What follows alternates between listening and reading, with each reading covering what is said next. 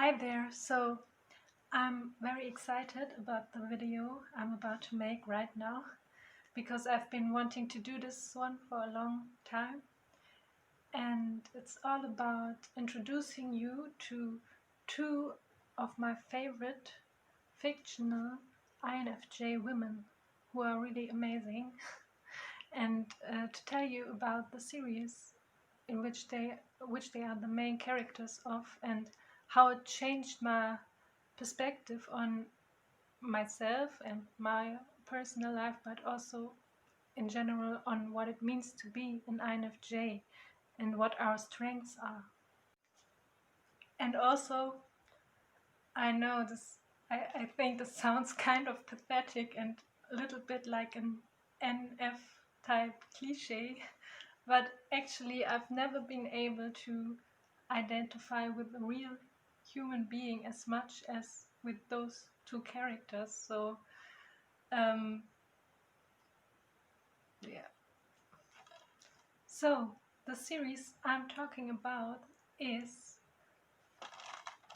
this one right here. In Germany it's called Profiling Paris, but the original French title is Profilage. And the first main character I want to talk to you about is this beautiful redhead right here, called Chloe Saint Laurent, and she's a criminologist, is that right? And a psychologist, acting as a profiler, who embodies so many of the INFJ typical, strengths, weaknesses, and quirks that it's almost absurd from my point of view.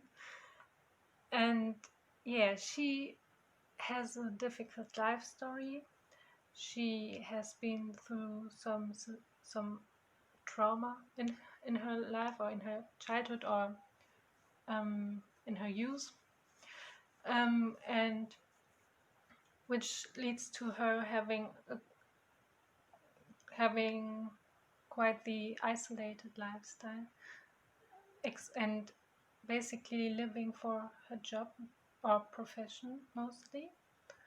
And the series starts at the point where she joins the police team.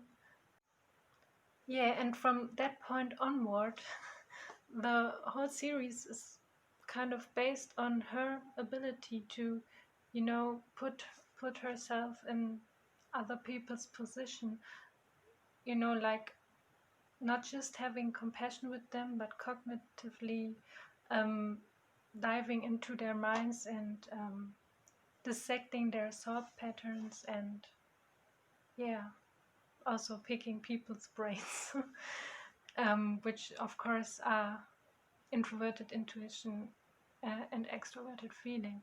And as much as she excels at that, and has a lot of professionalism in that regard, she also struggles with her personal relationships, with her personal life, when it comes to her colleagues who don't accept her at first because they don't fully trust her intuitive gifts and her way of doing things. And she is like this very interesting she has this very interesting discrepancy between her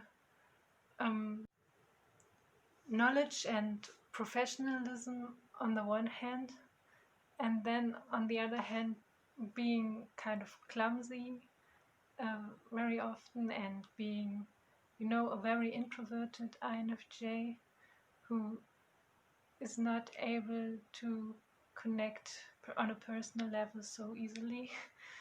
And also some kind of naivety on the other side when it comes to her her personal relationships or personal matters in general. And she just sticks out even though she understands everyone else. She is not really understood, at least at first, so that's typical INFJ storyline right there. But what I admire the most about her is the fact that she gets dealt a lot of shitty hands, so to say, or has had this trauma from her childhood, or as I mentioned already, which still kind of haunts her and becomes a kind of side plot, I think, in the series. And not just that, also continuously gets involved in, of course, dangerous or hurtful situations because of her profession. But she doesn't let all that define her or break her, but she holds on to this strength of, I think, unconditional love that is what INFJs represent or live for at their best. And she always, no matter what happens to her personally or professionally, she always manages to get back to that state of love and compassion. But then also in typical INFJ fashion, sometimes just has way too much compassion, for the wrong people. The funny thing is, there's one episode where she even talks about the MBTI. Like, I think around season 4, she has, let's say, some kind of love interest, and who is an attorney. And when she talks to him in his bureau, she says something like, "You are such a typical ESTJ," or something like that. And in this moment, I had to laugh so hard because that's how I talk to people too. Okay, let's talk about the second powerful INFJ woman, who is introduced, I think, at the end of the 4th season of the series. And she's called Adèle de Lettres. And she kind of, later on, she takes Chloe's place. But before that, she is even more traumatized than Chloe, because she spent most of her childhood up until, I think, her, I don't know, young adulthood or being a teenager or something, I don't exactly remember.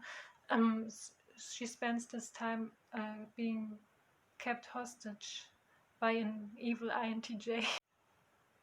Which might be the reason why she comes off as a slightly more aggressive, manipulative, and dark version of an INFJ. But I kind of like that about her, because she has a more straightforward approach with the bad guys, and it's not using so many subtle strategies as Chloe sometimes does. She sometimes just reverts to like brutal honesty, and I think that's pretty cool.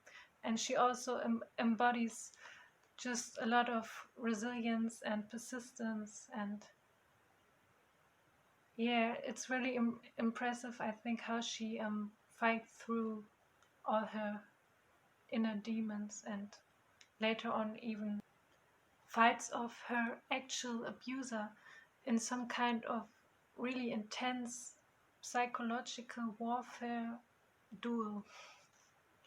So all in all, the series just kind of portrays how us INFJs have so many different facets and are able to embrace the darkest as well as the most brightest aspects of humanity, so to say, and kind of create, synthesis between opposing views within ourselves. So if the series is available in your country or your language, I definitely recommend watching it, especially as an INFJ woman. And yeah, I hope you liked this video, and if you do, or especially if you're already a fan just like me, please let me know in the comments so that we can chat about this a little bit more. Bye!